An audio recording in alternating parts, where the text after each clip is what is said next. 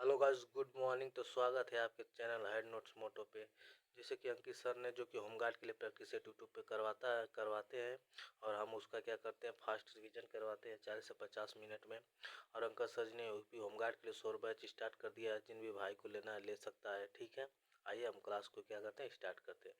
देखिए guys, first प्रश्न क्या करा है कि भारतीय संविधान का कौन सा अनुच्छेद न्यायाधिकरण से संबंधित है जो प्रशासनिक और अन्य मामलों के लिए विशेष न्यायालयों की स्थापना की अनुमति देता है। तो कह रहा है कि कौन सा है अनुच्छेद जो कि न्याय मतलब कि ट्रिब्यूनल न्यायाधिकरण से संबंधित है। तो हमारा अनुच्छेद कौन सा, अनुच्छेद 223 ए और 223 बी।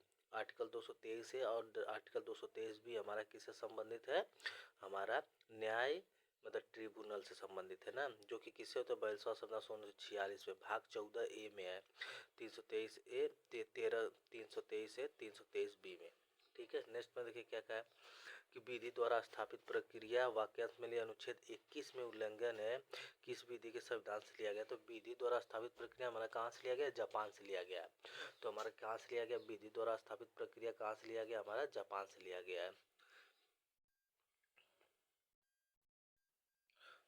विधि द्वारा स्थापित प्रक्रिया कहाँ से लिया गया, जापान से। तो अमेरिका से पूछेगा कि क्या क्या लिया गया, तो अमेरिका से देखो प्रस्तावना लिया गया है, मूल अधिकार लिया गया है, महाभियोग लिया गया है, उपराष्ट्रपति का पद अमेरिका से लिया गया है। कनाडा से हमारा संघीय पालिका राज्यपाल के बारे में कनाडा से लिया गया है। उसके बाद यूनाइटेड किंगडम नागरिकता कहाँ से, यूके से लिया गया है। संसदीय व्यवस्था कहाँ से, यूके से, यूनाइटेड किंगडम से।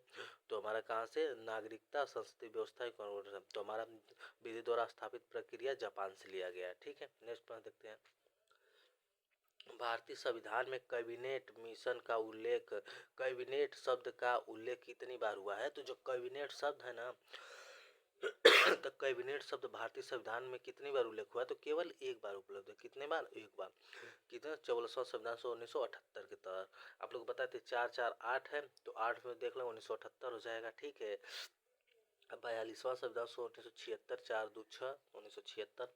ऐसे आप लोग इसको याद रख सकते हैं। तो कैबिनेट मिशन केवल एक बार प्रयोग किया गया, ठीक है। नेक्स्ट देखिए, राज्य मंत्री परिषद की बैठकों की अध्यक्षता कौन करता है। तो राज्य मंत्री परिषद की बैठकों की अध्यक्षता कौन करता है, तो हमारा मुख्यमंत्री करता है। कौन करता है, मुख्यमंत्री करता है, ठीक है। नेक्स्ट क्या है कि किस अनुच्छेद के तहत उच्च न्यायालय और मौलिक अधिकारों के प्रवर्तन के लिए रिट जारी कर सकता है। तो रिट जारी कर सकता है, किसकी बात का है, हाई कोर्ट की बात किया। तो हाई कोर्ट हमारा ना अनुच्छेद 226 के तहत रिट जारी कर सकता है। 5 प्रकार की रिट जारी होती है। और जो सुप्रीम कोर्ट होता है हमारा अनुच्छेद 32 के तहत। तो ये प्रश्न बहुत ही मोस्ट इंपॉर्टेंट प्रश्न है जो कि बार बार एग्जाम में बनता है। तो हमारा जो सुप्रीम कोर्ट होता है अनुच्छेद 32 के तहत रिट जारी करता है।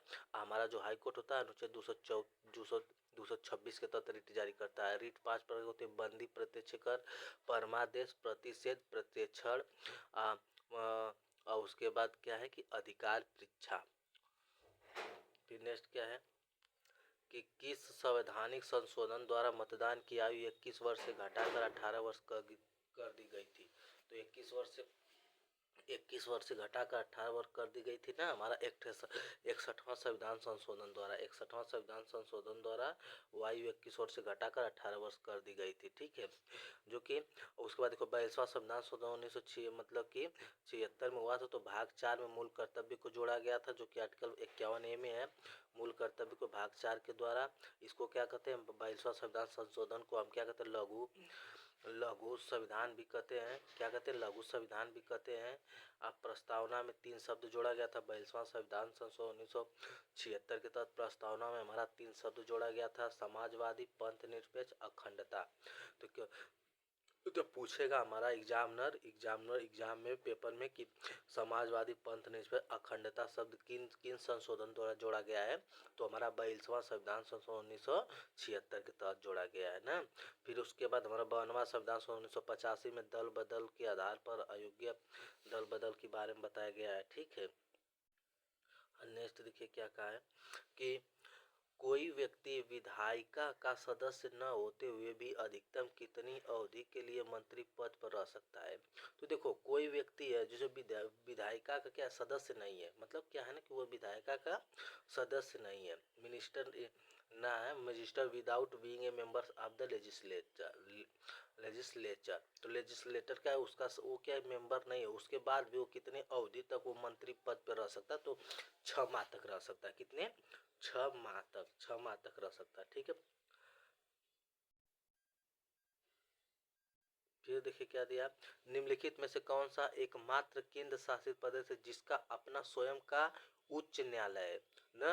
तो which of the following is the only union territories of have to have its one high court. तो ऐसा कौन सा जो हाई कोर्ट है जिसका स्वयं का क्या है कि हाई कोर्ट है? ऐसा कौन सा उच्च न्यायालय, ऐसा कौन सा केंद्र शासित प्रदेश है जिसका स्वयं का क्या है कि हाई कोर्ट है? तो हमारा दिल्ली है। क्या है? दिल्ली है।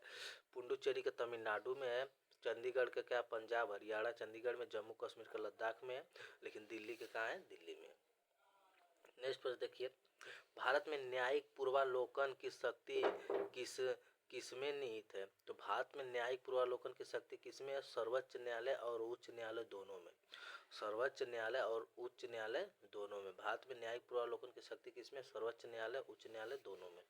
नेक्स्ट देखिए क्या कर रहा है कि राष्ट्रपति शासन, जो कि राष्ट्रपति शासन है ना, कितना बार अनुच्छेद 356 में लगता है? हाँ, राष्ट्रपति आपातकाल मतलब आपातकाल, राष्ट्रपति आपातकाल 352 में है, वित्तीय आपातकाल 360 में है। तो राष्ट्रपति शासन 356 को अधिकतम कितनी अवधि के लिए बढ़ाया जा सकता है? तो अधिकतम 3 वर्ष के लिए क्या करता है? बढ़ाया जा सकता है। पहली बार हमारा जो राष्ट्रपति शासन कहाँ लगा था? पंजाब में। सर्वाधिक बार कितना? 11 बार लग चुका है। कहाँ पे? मणिपुर में। उसके बाद 10 बार लगा है यूपी में। तो हमें ये सब प्रश्न गाइस जो कि एग्जाम के लिए कि बहुत ही इंपॉर्टेंट प्रश्न है। ठीक है, इन सबको बहुत ही हम लोग को क्या अच्छे से ध्यान रखना चाहिए कि हमारा अनुच्छेद 32 का राष्ट्रपति शासन 3 बार 3 बार मतलब कि 3 वर्षों के लिए मतलब कि बढ़ाया गया है।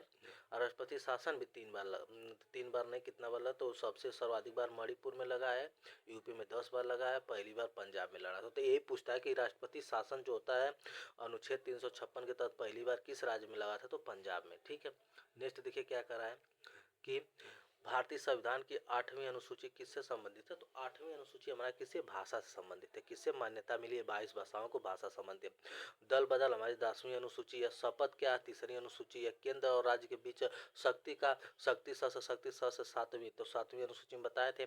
7वीं अनुसूची में 3 आती है सब शक्तियां का विवरण संघ सूची, राज्य सूची, समवर्ती सूची। संघ सूची, राज्य सूची, समवर्ती सूची ना। संघ सूची में कितने विषय है?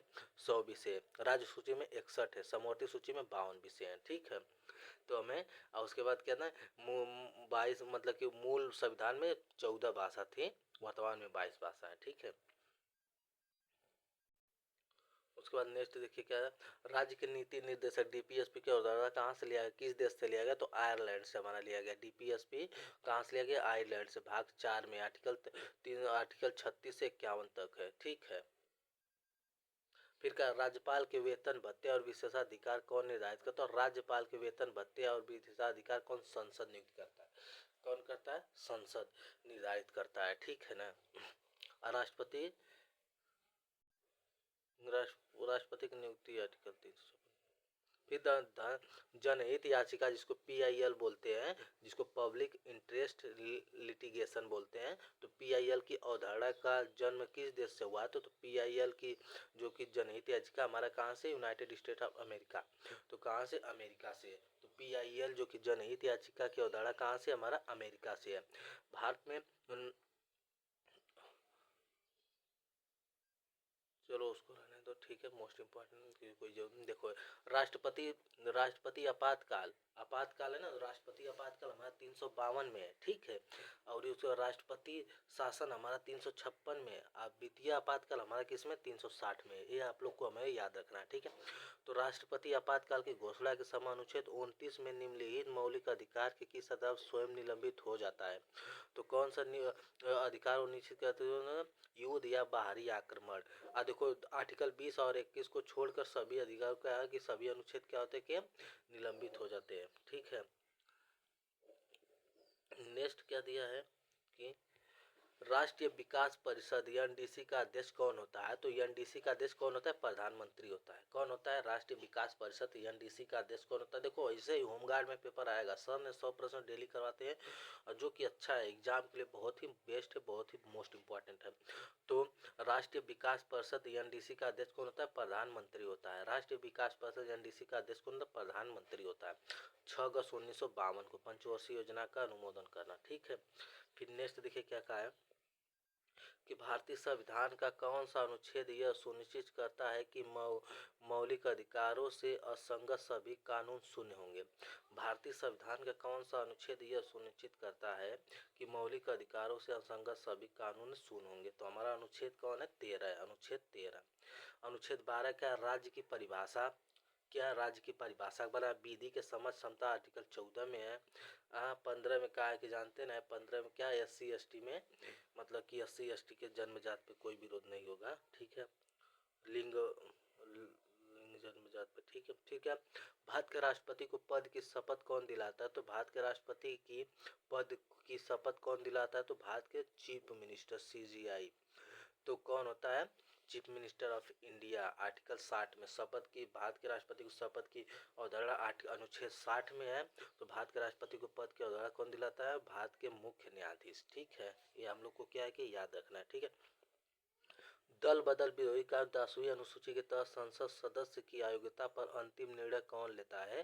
तो संसद का पीठासीन अधिकारी जो होता है ना, वो क्या करता है? अंतिम निर्णय लेता है। ठीक है, नेक्स्ट क्या? 73वें संविधान संशोधन का संबंध किसे? पंचायत से है। पंचायत राज व्यवस्था से क्या? 73वां संविधान संशोधन का अध्यक्ष है। 11वीं अनुसूची ना, 11वीं अनुसूची में कितना है कि 29 विषय थे। उसके बाद क्या कि मौलिक कर्तव्य को 42वां संविधान 1976 के तहत जोड़ा गया था। फिर 74वां संविधान 1992 में नगर पालिका को, नगर देखो 73वां किससे है? पंचायत से है, और 74वां किससे? नगर पालिका से है। उसके बाद क्या है कि शिक्षा देखो, शिक्षा से 66वां संविधान 2002, तो शिक्षा से संबंधित है। तो पंचायती राज व्यवस्था की 73वां संविधान 1992 में, और उसके बाद क्या लागू किया गया था? 24 अप्रैल 1993 में।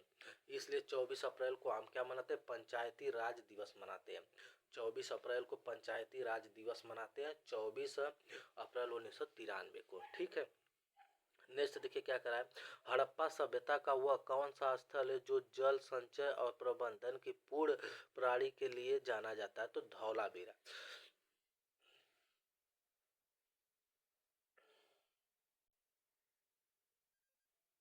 हड़प्पा सभ्यता का वह कौन सा स्थल है जो जल संचय और प्रबंधन की पूर्ण प्रणाली के लिए जाना जाता है? तो कौन है? धौलावीरा है। कौन है? धौलावीरा। नहीं तो देखिए क्या, सातवाहन राजवंश का संस्थापक कौन था? तो सीमुक था। कौन था? सीमुक। सातवाहन राजवंश का संस्थापक कौन था? सीमुक था। ठीक है, फिर देखिए प्रसिद्ध चीनी यात्री जो हेनसांग है, तो हेनसांग ऐसे हर्षवर्धन, हर्षवर्धन शासनकाल में आया था। देखो अफायान किसमें आया था? चंद्रगुप्त द्वितीय के दरबार में आया था। मेगस्थनीज आया था चंद्रगुप्त मौर्य के दरबार में। समुद्रगुप्त को क्या कहते हैं? भारत का नेपोलियन कहते हैं। ये गाइस जो कि देखो अभी मान लो प्रश्न में हम ही पूछ देते भारत का नेपोलियन कौन है, हम ऑप्शन दे देंगे चंद्रगुप्त मौर्य, चंद्रगुप्त द्वितीय, समुद्रगुप्त, हर्षवर्धन। लेकिन इसमें कितने लोग कंफ्यूज हो जाएंगे, अब मार के आएंगे चंद्रगुप्त द्वितीय। ठीक है, या तो चंद्रगुप्त मौर्य, यही दोनों ज्यादा लोग मार के आएंगे। समुद्रगुप्त कोई ध्यान नहीं देगा, क्योंकि ऐसी गलती मैं खुद किया हूँ टेस्ट में। तो इसको आप लोग ध्यान रखिएगा कि जो कि हमारा हर्षवर्धन, हर्ष क्या है कि हंसंग हर्षवर्धन के दरबार में शासनकाल में आया था। और चंद्रगुप्त मौर्य में मेगस्थनीज किस में आया था? मेगस्थनीज हमारा चंद्रगुप्त मौर्य के दरबार में आया था। फयान हमारा चंद्रगुप्त द्वितीय के दरबार में आया था। अब भारत का नेपोलियन कौन है? समुद्रगुप्त है। तो भारत का नेपोलियन कौन है? हमारा समुद्रगुप्त है। ठीक है, नेक्स्ट देखिए क्या है कि वांडीवास का युद्ध 1760 में किसके बीच लड़ा गया था, जिसने भारत में फ्रांसीसी प्रयुद्धों को समाप्त कर दिया था? तो अंग्रेजों और फ्रांसिस्को के बीच वांडीवास का युद्ध हुआ था 1760 में। नेक्स्ट देखिए, दिल्ली सल्तनत का वह कौन सा सुल्तान था जिसने अपनी राजधानी को दिल्ली से दौलताबाद स्थानांतरित किया था? तो ये हमारा MBT था, ये पगला गया था। ठीक है ना, ये पहले दिल्ली ले गया, फिर उसके बाद फिर दिल्ली से दौड़ा के फिर काला दौलताबाद लाया। तो पहले दिल्ली किया था, फिर उसके बाद वहाँ से दौलताबाद गया तो हमारा मोहम्मद बिन तुगलक था, एमबीटी जिसको बोलते थे। महात्मा गांधी का राजनीतिक गुरु कौन थे? गोपाल कृष्ण गोखले थे न। रविन्द्रनाथ टैगोर को पहले भारतीय नोबेल पुरस्कार 1913 में मिला था साहित्य गीतांजलि के लिए। तो ये देखिए रविन्द्रनाथ टैगोर पक्का कहीं ना किसी न किसी शिफ्ट में पक्का होमगार्ड में पेपर में आएगा कि रविन्द्रनाथ टैगोर को पहला नोबेल पुरस्कार 1913 में मिला था, किसके लिए? साहित्य में गीतांजलि के लिए। गीतांजलि के लिए किसको 1913 में नोबेल पुरस्कार मिला था? रविन्द्रनाथ टैगोर को। गीतांजलि के रविन्द्रनाथ टैगोर को किस सन में नोबेल पुरस्कार मिला था? तो 1913 में। इस तरह प्रश्न बना बना के पूछ सकता है। नेक्स्ट देखिए क्या क्या, बारदौली सत्याग्रह का नेतृत्व किसने किया था? तो बारदौली सत्याग्रह का नेतृत्व किया था हमारा सरदार वल्लभ भाई पटेल ने। किसने? सरदार वल्लभ भाई पटेल ने। और सरदार की उपाधि भी बारदौली की महिलाओं ने दी थी इनको ना। तो तो इनके क्या है कि बारदौली सत्याग्रह 1928 का नेतृत्व किसने किया था? तो बारदौली सत्याग्रह 1928 का नेतृत्व सरदार वल्लभ भाई पटेल ने किया था। सरदार की अब ये प्रश्न में देखो पेपर में भी पूछता है कि सरदार की उपाधि सरदार को किस लोगों मतलब किनके द्वारा दिया गया था? तो सरदार की उपाधि बारदौली की महिलाओं द्वारा दिया गया था। किसके द्वारा? बारदौली की महिलाओं द्वारा दिया गया था। ठीक है, नेक्स्ट देखिए क्या करा है, महात्मा गांधी को राष्ट्रपिता की उपाधि किसने दी थी? तो सुभाष चंद्र बोस ने। देखिए गाइस, जब ये कल बता रहे थे सर तो मैं मतलब कि देखिए ऐसे टेस्ट में मारे थे, मैं सही था, सही किया था, लेकिन कल कंफ्यूज में तो ये कंफ्यूज वाला प्रश्न होता है, लेकिन कंफ्यूज करने की कोई जरूरत नहीं। महात्मा गांधी को राष्ट्रपिता किसने कहा था? सुभाष चंद्र बोस ने। तो महात्मा गांधी को राष्ट्रपिता किसने की उपाधि किसने दी थी? सुभाष चंद्र बोस ने। ठीक है, नेक्स्ट प्रश्न देखिए कि क्रिप्स मिशन की विफलता के तुरंत बाद कौन सी दुर्घटना हुई थी? देखो गाइस, जब ऐसी कोई बात है तो पहले देखो क्रिप्स मिशन हमारा कब आया था? 1942 में आया था। तो असहयोग आंदोलन शायद 1930 में, तो इस असहयोग आंदोलन 1920 में, खिलाफत आंदोलन तो इसे देखो उन भारत छोड़ो आंदोलन 1942 में हुआ था। तो तुरंत जोड़ के भारत छोड़ो आंदोलन 1942 में हुआ था, क्रिप्स मिशन हमारा 1942 में आया था, तो यही होगा। तो 1942 भारत छोड़ो आंदोलन। ठीक है, नेक्स्ट देखिए क्या करा है, भारतीय राष्ट्रीय कांग्रेस के पहले अधिवेशन की अध्यक्षता कौन करते थे? ये व्योमेश चंद बनर्जी। कौन थे? व्योमेश चंद बनर्जी। अब संस्थापक कौन थे? महासचिव पहले कांग्रेस के संस्थापक थे एओ होम्स। तो कांग्रेस के पहले संस्थापक कौन थे? एओ होम्स थे। और अध्यक्षता किसने की थी? व्योमेश चंद बनर्जी ने, जिसको बोलते डब्ल्यू सी बनर्जी। ठीक है ना। कोलकाता दादा भाई बनर्जी ने कोलकाता अधिवेशन की अध्यक्षता की थी 1886 में। अब बदरुद्दीन तैयब जी ने मद्रास अधिवेशन की अध्यक्षता की थी 1887 में। प्रथम मुस्लिम अध्यक्ष थे कौन? बदरुद्दीन तैयब जी। बदरुद्दीन तैयब जी। तो ये भी हमारा प्रश्न होमगार्ड के लिए चूज होगा, बहुत ही मोस्ट इंपॉर्टेंट। प्रथम मुस्लिम अध्यक्ष कौन थे? बदरुद्दीन तैयब जी। ठीक है, नेक्स्ट देखिए क्या, कन्नौज पर नियंत्रण के लिए हुई प्रसिद्ध त्रिपक्षीय संघर्ष में कौन से राजवंश शामिल थे? तो कन्नौज में ना तो पाल, प्रतिहार और राष्ट्रकूट, यही तीन थे। पाल, प्रतिहार और राष्ट्रकूट थे। ठीक है, नेक्स्ट देखिए क्या करा, अंतिम महान हिंदू राजा उत्तर भारत का किसे माना जाए? उत्तर भारत की बात किया है ना, तो अंतिम महान हिंदू राजा उत्तर भारत किसे माना गया है? तो हर्षवर्धन को माना गया। किसको माना गया? हर्षवर्धन को माना गया। नेक्स्ट देखिए क्या करा, किस मुगल सम्राट का मकबरा भारत से बाहर लाहौर पाकिस्तान में स्थित है? तो बाबर का, अकबर का सिकंदराबाद में है, हुमायूं का भी जहांगीर, जहांगीर का मकबरा हमारा कहाँ? लाहौर पाकिस्तान में स्थित है। ठीक है ना। उसके बाद नेक्स्ट देखिए क्या करा है कि नील दर्पण नामक नाटक के लेखक कौन थे? नील किसानों की दुर्दशा का चित्रण किया गया। तो नील दर्पण न देशबंधु मित्र, दीन बंधु मित्र। कौन है? दीन बंधु मित्र। तो नील दर्पण नामक नाटक के लेखक कौन है? दीन बंधु मित्र है। ठीक है ना।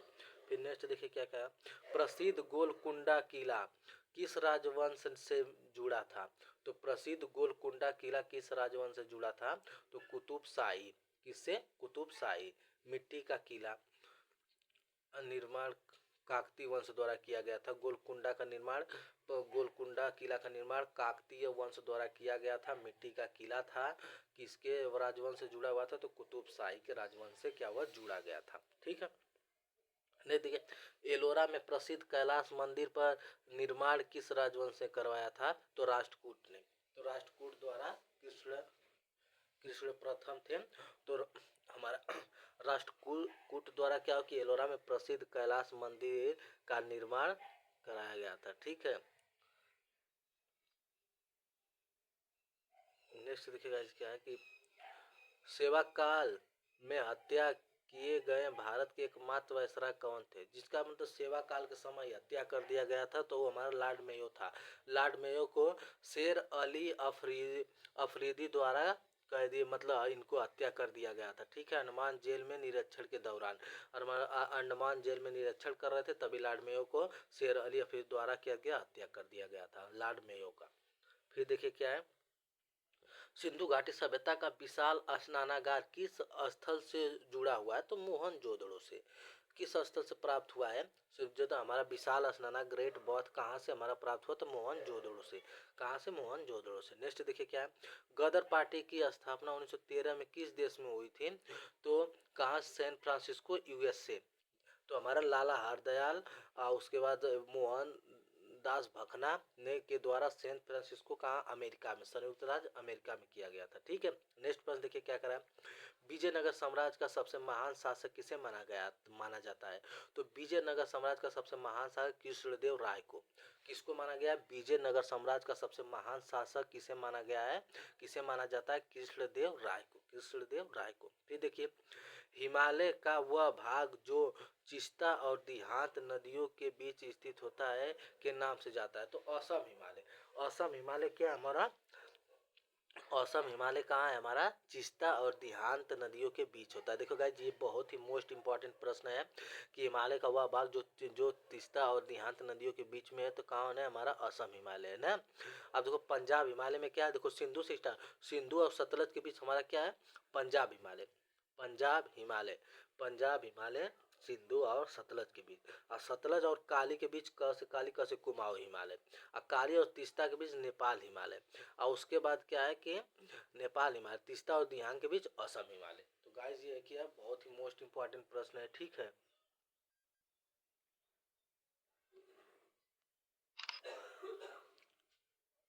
तो क्या है कि बहुत ही मोस्ट इंपॉर्टेंट है। तो यहाँ पे हमारा नेक्स्ट प्रश्न ये देखते हैं क्या करा है, प्रायद्वीपीय पठार मुख्य रूप से किस प्रकार की चट्टानों से बना होता है? तो आग्नेय और कार्नेटिक चट्टान से। जो प्रायद्वीपीय पठार होते हैं तो किससे बना होता है? प्रायद्वीपीय पठार जो कि पेंसुलर प्लेटी होता है हमारा, आग्नेय और कार्नेटिक चट्टान से बना होता है। इसका आकार क्या होता है? त्रिभुजाकार होता है। ये ऐसे जो कि बना होता है, इसे नीचे वाला ये होते हैं तो त्रिभुजाकार होता है। ठीक है, फिर क्या? दक्कन ट्रैप। दक्कन ट्रैप क्षेत्र में मुख्य रूप से किस प्रकार की मिट्टी पाई जाती है? तो काली मिट्टी। कौन सा पाई जाती है? काली मिट्टी को ही रेगियून मिट्टी कहते हैं। उत्तर भारत का मैदान जलोढ़ मिट्टी पाया जाता है। तो दक्कन ट्रैप में काली मिट्टी पाई जाती है। काली मिट्टी को ही हम क्या कहते हैं? रेंगूड़ मिट्टी कहते हैं। ठीक है, नेक्स्ट क्या है, पश्चिमी विक्षोभ के कारण भारत के किस भाग में सर्दियों में वर्षा होती है? पश्चिमी विक्षोभ के कारण भारत के किस भाग में सर्दियों में वर्षा होती है? उत्तर पश्चिमी भारत, पंजाब, हरियाणा। ठीक है, नेक्स्ट क्या है, भारत और श्रीलंका को कौन सी जल संधि अलग करती है? तो पाक जल संधि। कौन करती है? 10 डिग्री चैनल तो अंडमान और निकोबार को अलग करता है। तो हमारा हमारा हो जाएगा पाक जल संधि। ठीक है, फिर देखिए, खादर और बांगर किस मिट्टी के, तो खादर और नवीन है तो जलोढ़ मिट्टी। नवीन और जलोढ़ मिट्टी से मतलब कि किस मिट्टी के प्रकार है? तो खादर और बांगर हमारा क्या है? जलोढ़ मिट्टी के प्रकार है। ठीक है, खादर क्या है? नई जलोढ़ मिट्टी। और बांगर क्या है कि पुरानी जलोढ़ मिट्टी। ठीक है, नेक्स्ट क्या है, दक्षिण भारत का मैनचेस्टर किस शहर को कहा जाता है? दक्षिण भारत का मैनचेस्टर हमारा कोयम्बटूर को कहा जाता है। गाइज ये हमारा एक बहुत ही बेस्ट प्रश्न है, बहुत ही शानदार प्रश्न है। इसमें क्या कहा गया है कि दक्षिण भारत का मैनचेस्टर किस शहर को कहा जाता है? देखिए, दक्षिण भारत का मैनचेस्टर हमारे कोयम्बटूर को कहा जाता है। उत्तर भारत का मैनचेस्टर किसको कहते हैं? कानपुर को कहते हैं। क्या कहते हैं? उत्तर भारत का मैनचेस्टर कानपुर। भारत का मैनचेस्टर अहमदाबाद। तो हमें चारों बात, तीनों बात याद रखना जो कि होमगार्ड पेपर के लिए बहुत ही मोस्ट इंपॉर्टेंट है। उत्तर भारत का मैनचेस्टर कानपुर, भारत का मैनचेस्टर अहमदाबाद, दक्षिण भारत का मैनचेस्टर कोयम्बटूर। ठीक है, कोयम्बटूर। नेक्स्ट देखिए क्या करा है कि भारत का सबसे लंबा राष्ट्रीय राजमार्ग कौन है? N44, NH44। तो भारत का सबसे लंबा राष्ट्रीय राजमार्ग कौन है? तो NH44 है। क्या है? NH44 4112 किलोमीटर है, श्रीनगर से कन्याकुमारी तक। ठीक है, श्रीनगर से कन्याकुमारी तक, पूरा ऊपर से लेकर नीचे तक। ठीक है, फिर क्या है कि नीलगिरी पहाड़ी की सबसे ऊंची चोटी कौन सी है? तो नीलगिरी पहाड़ी की सबसे ऊंची चोटी कौन है? डोडा बेटा। कौन है? डोडा बेटा। देखो पश्चिमी घाट, इसको दक्षिणी भारत की जो सबसे ऊंची चोटी किसको? अनाई मुड़ी कहते हैं। अनाई मुड़ी को, जिसको पश्चिमी घाट या दक्षिणी भारत की उसके बाद सह्याद्री, तो यह सब अनाई मुड़ी है। हिमालय की पांचवी चोटी, सबसे बड़ी पांचवी चोटी कौन है? मकालू है। गुरु शिखर अरावली में है, अरावली पर्वत में है। गुरु शिखर कहाँ है? अरावली पर्वत में है। ठीक है, अब नेक्स्ट पर देखते हैं। थार मरुस्थल में किस प्रकार की वनस्पति पाई जाती है? तो थार मरुस्थल, देखो थार है तो थार, थार मरुस्थल में मतलब वही ना, वो कटीले पदार्थ हो गए, बबूला होगा, तो देखो कंटीले झाड़ियाँ और बबूला पाई जाती है। बबूल, तो कंटीले झाड़ियाँ और बबूल पाई जाती है। ठीक है, नेक्स्ट देखिए क्या करा है। भारत का सबसे गहरा भू आबद्ध और सुरक्षित बंदरगाह कौन सा है? तो भारत का सबसे गहरा भू लैंडलॉक्ड, लैंडलॉक्ड और सुरक्षित बंदरगाह हमारा विशाखापट्टनम है। तो हमारा कौन है? लैंडलॉक कौन है? विशाखापट्टनम है। ठीक है, नेक्स्ट देखिए क्या है। कौन सी नदी कर्क रेखा को 2 बार काटती है? तो कर्क रेखा को 2 बार काटती है माही नदी। मकर रेखा को 2 बार काटती है लिम्पोपो नदी। तो हमें कर्क रेखा को 2 बार कौन काटती है? माही नदी, जो कि 23.5 डिग्री उत्तरी अक्षांश में है। मकर रेखा को लिम्पोपो नदी काटती है। उसके बाद कर्क रेखा भारत के 8 राज्यों से होकर गुजरती है ना। ठीक है, भारत के मध्य से 8 राज्यों से होकर गुजरती है कर्क रेखा, जो कि राजस्थान, गुजरात, एमपी, छत्तीसगढ़, ओडिशा, वेस्ट बंगाल, मिजोरम, ऐसे है, मतलब कि 8 राज्यों से होकर गुजरती है। ठीक है, फिर विषुवत रेखा भूमध्य मतलब कि कांगो मतलब क्या है? बांटा गया। ऐसे गाइस आप लोग को बता ही देते हैं। ठीक है,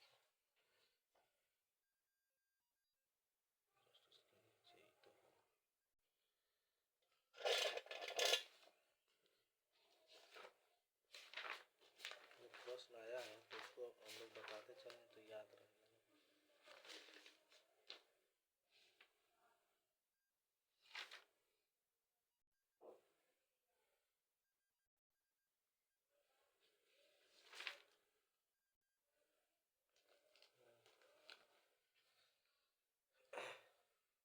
देखिए गाइस, यही है ना प्रश्न कि ट्रॉपिक ऑफ कैंसर जो कर्क रेखा भारत के 8 राज्यों से होकर जाती है ना। मित्र पर गमछा जार, तो कौन होता है? हमारा 8 राज्यों से मिजोरम, ऐसे देखिए इधर से ना, जैसे राजस्थान ना, फिर गुजरात ना, गुजरात, राजस्थान, इधर से देख रहे हैं हम, इधर से जा रहे हैं, गुजरात, राजस्थान, और उसके बाद क्या है ना कि एमपी, फिर छत्तीसगढ़, फिर वेस्ट बंगाल, फिर झारखंड, फिर त्रिपुरा, फिर मिजोरम। तो हमारा 8 मित्र पर गमछा जार, मिजोरम, त्रिपुरा, राजस्थान, वेस्ट बंगाल, उसके बाद क्या है कि गुजरात, फिर एमपी, फिर छत्तीसगढ़, फिर झारखंड। तो हमारे 8 राज्यों से होकर गुजरती है कर्क रेखा। ठीक है, नेक्स्ट प्रश्न देखिए क्या करा है कि फुमडी के लिए प्रसिद्ध लोकटक झील किस राज्य में? लोकटक झील का है? मणिपुर में है। ठीक है, जो आसान प्रश्न उसके लिए टाइम वेस्ट कर।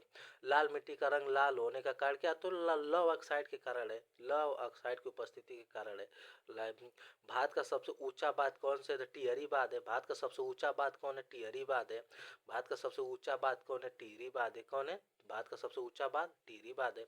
नेक्स्ट देखिए, मकर रेखा के अक्षांश के बराबर कौन सी काल्पनिक रेखा है? तो मकर रेखा के अक्षांश के बराबर ना हमारा 23.5 डिग्री दक्षिणी अक्षांश है। कौन है? 23.5 डिग्री दक्षिणी अक्षांश है ना। नेक्स्ट प्रश्न क्या है? भारत की सबसे बड़ी खारे पानी की झील कौन सी? तो चिल्का झील है। खारे पानी की झील पूछेगा ना, तो भारत की सबसे मीठे पानी की झील तो बुलर झील हो गया। उसके बाद क्या होगा कि खारे पानी की झील हमारा कौन हो गया?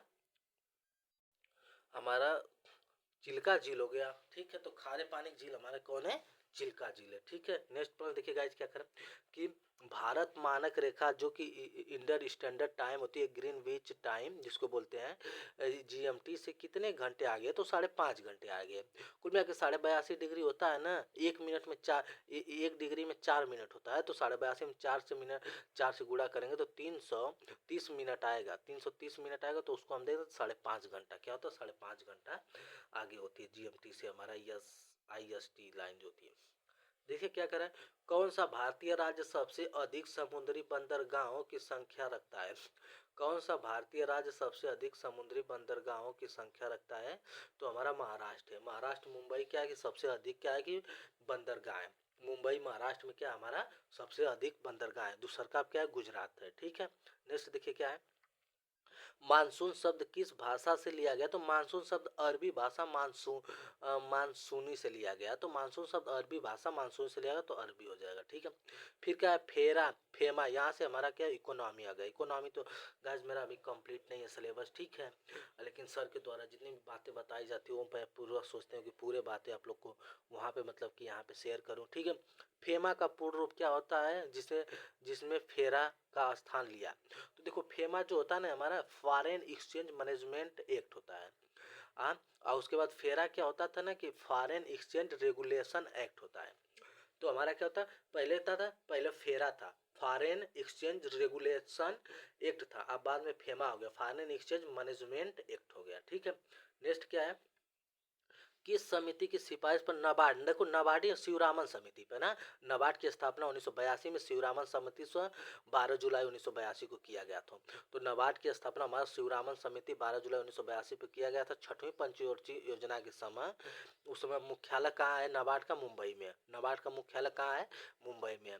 नरसिम्हन समिति 2 अक्टूबर 1975 में बैंकों के लिए स्थापित है। ठीक है, नेक्स्ट देखिए क्या, वित्तीय समावेशन का मुख्य लक्ष्य क्या है।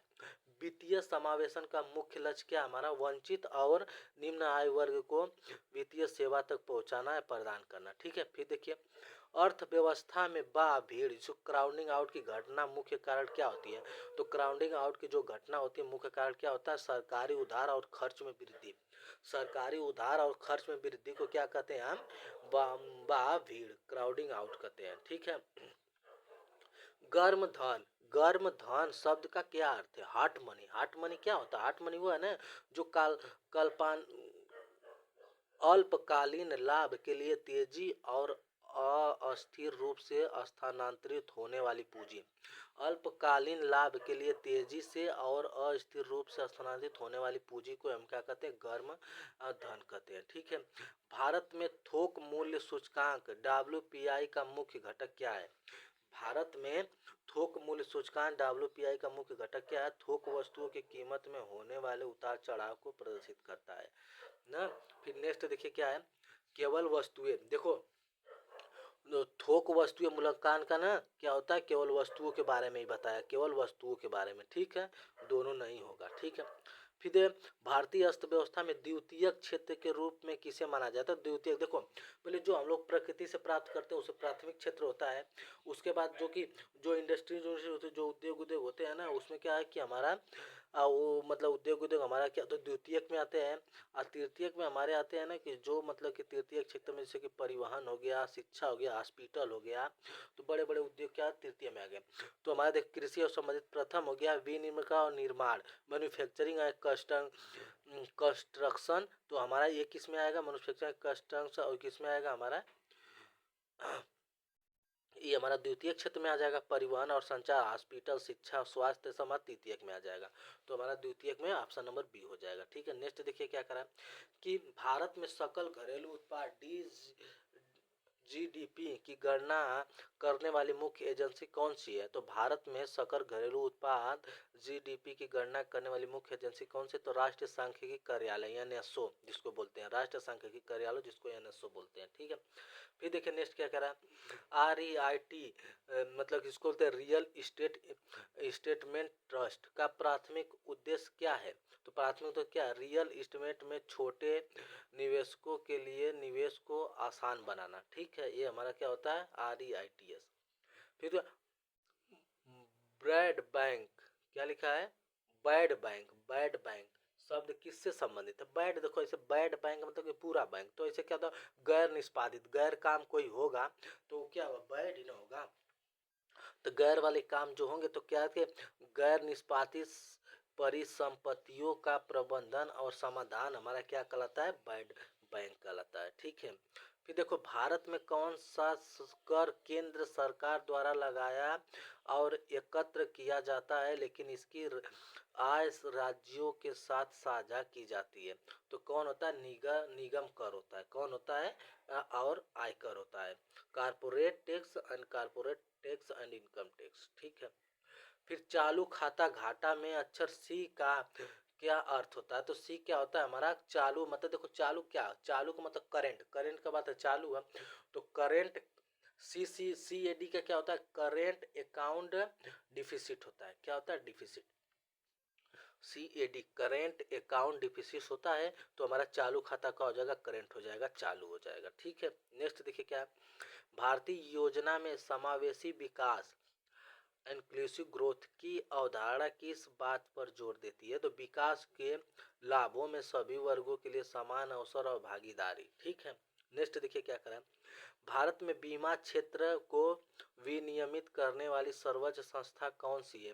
तो भारत में बीमा क्षेत्र को विनियमित करने वाली सर्वोच्च संस्था आई आर डी ए आई है। ठीक है ना, इसकी 1 अप्रैल 2000 को इसकी स्थापना हुई थी। ठीक है, फिर क्या करा है कि फिलिप्स वर्क जो फिलिप्स वक्र है किसके बीच संबंध को दर्शाता है?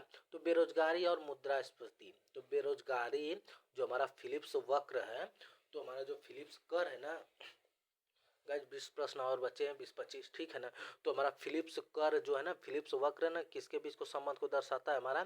तो बेरोजगारी और मुद्रास्फीति, बेरोजगारी और मुद्रास्फीति को दर्शाता है। ठीक है ना, ये क्या है हमारा? मुद्रास्फीति क्या है? बेरोजगारी। ठीक है, अगर मुद्रास्फीति बढ़ रही है तो बेरोजगारी क्या है कि कम हो जा रही है, बेरोजगारी बढ़ रही है तो मुद्रास्फीति कम हो गई। ठीक है, फिर देखिए क्या है, FII फॉरेन इंस्टीट्यूशनल इन्वेस्टर का क्या अर्थ है? तो विदेशी संस्थागत निवेशक, विदेशी संस्थागत निवेशक होता है। ठीक है, किस वर्ष को भारतीय जनसंख्या के इतिहास में महान विभाजन वर्ष कहा जाता है? तो किस वर्ष को भारतीय जनसंख्या के इतिहास में महान विभाजक वर्ष कहा जाता है? तो 1921 को, 1921 को। ठीक है ना, लघु विभाजन वर्ष कहा जाता है 1991 को, और महान विभाजन 1921 को। ठीक है, फिर कहा है कि सीमांत अस्थायी सुरक्षा MSF का प्राथमिक उद्देश्य क्या है? सीमांत अस्थायी सुरक्षा MSF का प्राथमिक उद्देश्य क्या? वाणिज्यिक बैंकों को रात भर के लिए धन उधार देना। ठीक है, फिर कहा है कि जमा प्रमाण पत्र जिसको सर्टिफिकेट ऑफ डिपॉजिट CD बोलते हैं, किस बाजार का एक उपकरण है? तो मुद्रा बाजार का है। कौन है? जमा प्रमाण पत्र किसका? मुद्रा बाजार का है ना। फिर कहा कि वह कर प्रणाली जिसमें आय बढ़ाने के साथ कर की दर घटती है क्या कहलाती है? आय बढ़ रही है लेकिन कर की दर क्या है कि घट रही है, आय बढ़ रही है कर की दर घट रही है, तो प्रतिगामी कर कहलाएगा, रिग्रेसिव टैक्स कहलाएगा। ठीक है, फिर क्या है, विद्युत प्रतिरोध की SI मात्रक क्या होती है? ओम होती है, रेजिस्टेंस, विद्युत इलेक्ट्रिक रेजिस्टेंस की SI मात्रक कौन है? ओम है। ठीक है, फिर क्या, कोशिका का वह कौन सा अंग है जिसमें कोशिका शोषण का, देखिएगा इसमें और कुछ है ना, देखिए एम्पियर क्या है? विद्युत धारा का SI मात्रक एम्पियर है, विभव क्या है? वोल्ट है, शक्ति का क्या है? वाट है, ओम क्या है हमारा? प्रतिरोध का है। ठीक है, फिर कोशिका का वह कौन सा अंग है जिसके कोशिका शोषण का पावर हाउस, पावर हाउस किसको कहते हैं? पावर हाउस ऑफ सेल किसको कहते हैं? कोशिका को पावर हाउस किसका कहते हैं? माइटोकॉन्ड्रिया कहते हैं।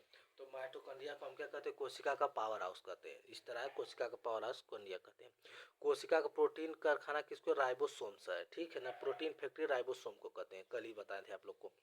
पूर्ण आंतरिक परावर्तन की घटना के कारण कौन सी घटना होती है? मरीचिका, मरीचिका कौन सी घटना होती है? तो मरीचिका क्या हमारा? मरीचिका या हीरे का चमकना है हमारा पूर्णांतिक परावर्तन, टोटल इंटरनल रिफ्लेक्शन। तो हमारा क्या? रिफ्लेक्शन। तो हमारा क्या? पूर्णांतिक परिवर्तन है। ठीक है, नेक्स्ट क्या है कि रक्त का थक्का जमने के लिए कौन सा विटामिन के। ठीक है, विटामिन C स्कर्विक, विटामिन D के रिकेट्स, विटामिन A क्या है? रतौंधी। फिर का कांसा किस धातु का एक मिश्र धातु? देखो तांबा रहता तो पिचादी तांबा और जिंक हो जाता, लेकिन कांसा है तो तांबा और टीन हो जाएगा। ठीक है ना, तांबा और टीन क्या हो जाएगा? कांसा हो जाएगा। फिर क्या आवृत्ति की SI मात्रक क्या? फ्रिक्वेंसी की क्या है? हर्ट्ज जो है, क्या हर्ट्ज है? देखो मीटर लंबाई के हो गया, सेकेंड समय के हो गया, न्यूटन का बल हो गया, न्यूटन बल का न्यूटन हो गया। भोजन में किस तत्व की कमी से एमेनिया रोग होता है? तो लव, आयरन की कमी से हमारा क्या था? एमेनिया होता है। एमेनिया इसलिए कहते हैं कि हमें पालक वालक गाजर उजर मतलब कि खाना चाहिए हमें। ठीक है, लव को मात्रक, तो जिससे विटामिन 12 मिलती है ना। फिर कहा है कि सोनोग्राफी, सोनोग्राफी में किस प्रकार की तरंगों का प्रयोग किया जाता है? तो सोनोग्राफी हमारा पराध्वनि तरंगे का प्रयोग किया जाता है। ठीक है, नेक्स्ट क्या है? ग्रीन हाउस प्रभाव के लिए सबसे अधिक जिम्मेदार प्राथमिक गैस कौन सी है? तो ग्रीन हाउस प्रभाव के लिए सबसे अधिक जिम्मेदार प्राथमिक गैस कौन सी है? Carbon dioxide.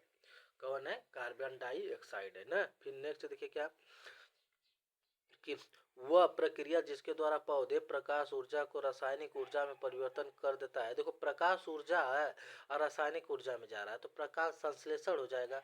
प्रकाश ऊर्जा को रासायनिक ऊर्जा में परिवर्तन करते हैं, क्या कहलाते हैं? तो ऐसा तो कोई है ना, शोषण कहाँ से हो जाएगा बताओ? शोषण क्या है? तो प्रकाश संश्लेषण हो जाएगा हमारा सीधा। ऑप्शन भी देख के हम मार देंगे। वायुमंडल की किस परत से ओजोन परत स्थित होती है? तो ओजोन पर्यावरणीय किरणों से रक्षा करती है, हमारा सप्ताह मंडल में स्थित है। क्या? तो सबसे निचला परत तो क्षोभ मंडल है, फिर सप्ताह मंडल, सप्ताह मंडल में हमारा क्या होती है? ओजोन परत पाई जाती है। मध्य मंडल, फिर बाह्य मंडल। ठीक है ना। नेक्स्ट देखिए, मधु क्या मधुमक्खी के डंक में कौन सा एडिड पाया? तो उसमें फार्मिक एसिड पाया जाता है। कौन सा? Methanoic acid. फार्मिक एसिड या मेथनोइक एसिड में है तो फार्मिक एसिड हमारा मधुमक्खी के डंक में पाया जाता है। नेक्स्ट देखिए क्या करा है कि निकट दृष्टि दोष का वैज्ञानिक नाम क्या है? निकट दृष्टि दोष का वैज्ञानिक नाम क्या? मायोपिया।